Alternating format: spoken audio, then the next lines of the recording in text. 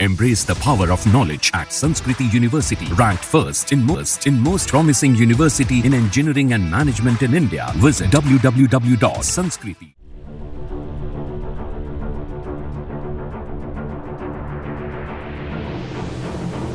America के राष्ट्रपति चुनाव में रिपब्लिकन उम्मीदवार और पूर्व राष्ट्रपति डोनाल्ड ट्रंप पर दूसरी बार हमला हुआ है।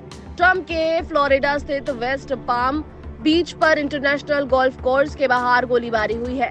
FBI ने इसे हत्या का प्रयास बताया है। पूर्व राष्ट्रपति डोनाल्ड ट्रंप अपने फ्लोरिडा स्थित घर में गोल्फ खेल रहे थे, तभी लगभग 300 मीटर की दूरी पर कोर्स के किनारे झाड़ियों के बीच से किसी ने गोली चलाई। हमलावर ने जैसे ही गोली चलाई, सुरक्षा कर्मियों ने भी जवाबी हमला कर बंदूकधारी को गिरफ्तार कर लिया। डोनाल्ड ट्रंप की हत्या के प्रयास के बाद से अब तक क्या हुआ? FBI ने बताया कि एक सीक्रेट सर्विस एजेंट ने हमलावर द्वारा हमला करने के बाद ही उस पर जवाबी कार्रवाई की और उसके बाद वो राइफल छोड़कर एक SUV में भाग गया। आरोपी एक बंदूक, 2 बैकपैक, एक ग्रोपो कैमरा और लाया था। इसके बाद अधिकारियों ने काउंटी तक उसका पीछा करते हुए उसे गिरफ्तार कर लिया।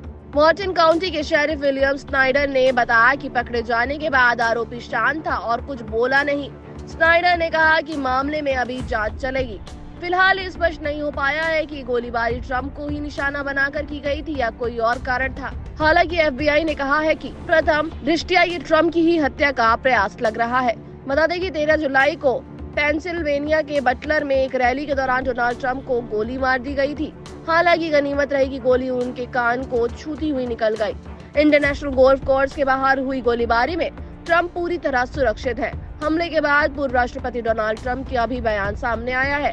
उन्होंने अपने समर्थकों से अपील की है कि वो किसी भी अफवाह पर भरोसा न करें और ये जान ले कि वो पूरी तरह सुरक्षित है। उन्होंने कहा कि कुछ भी हो जाए, मैं सरेंडर करने वाला नहीं हूँ। घटना के बाद राष्ट्रपति जो बाइडेन और उपराष्ट्रपति कमला हैरिस को जानकारी दी गई।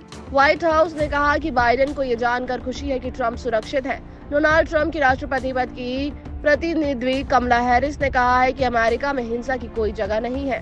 समाचार एजेंसी AP ने कुछ कानून प्रवर्तन अधिकारियों के हवाले से बताया कि हिरासत में लिए गए आरोपी की पहचान रेयान रोथ के रूप में हुई है। FBI हत्या के प्रयास की जांच कर रही थी। आरोपी का आपराधिक रिकॉर्ड भी रहा है और वो 2002 में हथियार रखने का दोषी ठहराया गया था। आरोपी रेयान रोथ ट्रंप का आलोचक है और वो डेमोक्रेटिक का समर्थन करता है।